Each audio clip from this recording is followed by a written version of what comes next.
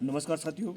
आज हम भगवान बद्री विशाल की जो पवित्र भूमि और भविष्य बद्री में है सुबाई गांव है, और आज हमें सौभाग्य प्राप्त हुआ। हमारे साथ आदरणीय रघुवीर बिष्ट जी हैं, भारतीय जनता पार्टी के पूर्व जिलाध्यक्ष हैं, मैं मोहन नेगी, पूर्व प्रधान ईरानी। और आज हम भगवान भविष्य बद्री विशाल के दरबार में हैं, और हमारे बीच में यहाँ के आदरणीय पंकज खंडेवाल जी, जो इसकी पूरी पूजा व्यवस्था को हमारे राहुल जी देख रहे हैं, तो आज हमारे बीच में हम भी धन्य हो गया, आपके दर्शन आप प्राप्त हुए। तो मेरा निवेदन है कि आज आप इस भविष्य बद्री की जो कथा है और इसकी जो दिव्य जो भूमि की जो जानकारी आप हमें प्रदान हमारे दर्शकों को करेंगे, तो मेरा आपसे निवेदन है कि थोड़ा इसको प्रदान करने का आप कष्ट करेंगे। जय बद्री विशाल, श्रीमन नारायण। यहाँ पर कहते हैं कि आने वाले भविष्य में भगवान बद्री विशाल जी के दर्शन इसी स्थान पर होंगे। तो यहाँ का जिक्र हमारे वेद पुराण में पहले से लिखे गए हैं। जो सनातन धर्म के 4 वेद 18 पुराण है, उसमें एक पुराण आता है स्कंद पुराण। तो इस स्कंद पुराण के भविष्य केदार खंड में भगवान बद्री विशाल के साथ साथ भविष्य बद्री का जिक्र आता है। वहाँ पर उल्लेख मिलता है कि जोशी मठ में जो नरसिंह मंदिर है, वहाँ पर भगवान नरसिंह की एक भुजा धीरे धीरे क्षीण होती जा रही है। तो एक समय ऐसा आएगा कि वह पूरी तरह से खंडित हो जाएगा, और बद्री विशाल में 2 पवित्र पर्वत है जिसे नर और नारायण कहते हैं, वह आपस में मिल जाएंगे। उसी को उपरांत कहते हैं कि बद्री विशाल से भगवान नारायण जी अंतर्ध्यान होकर इसी स्थान पर अपने संपूर्ण चतुर्भुज रूप में विराजमान होंगे।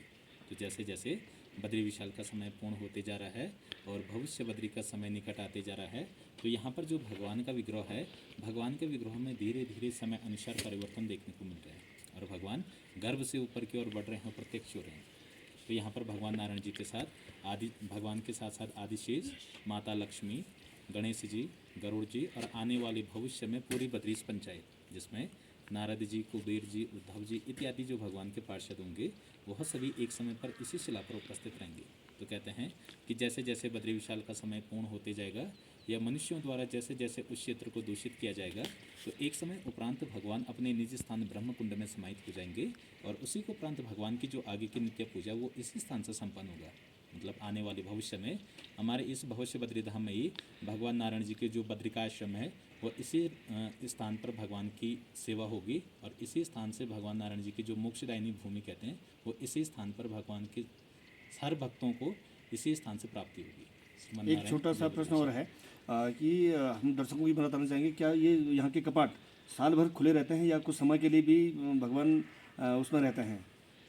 नहीं, यहाँ की जो पद्धति है वो आदिकाल से जो यहाँ पर सेवा हो रही है, वो यहाँ के ग्रामीण द्वारा हो रही है, और यहाँ पर भगवान के जो कपाट है वो निरंतर 12 महीने खुले रहते हैं। यहाँ पर भगवान की सेवा नित्य 12 महीने पूजा होती है। जी मोहन जी, आप एक आगे ये भी बता देंगे कि आज पहले दुर्गम स्थल था, यहाँ आने तक सड़क नहीं थी, अब सड़क मार्ग है। लगभग बस 100 मीटर आगे सड़क मार्ग से आप यहाँ पहुँच सकते हैं।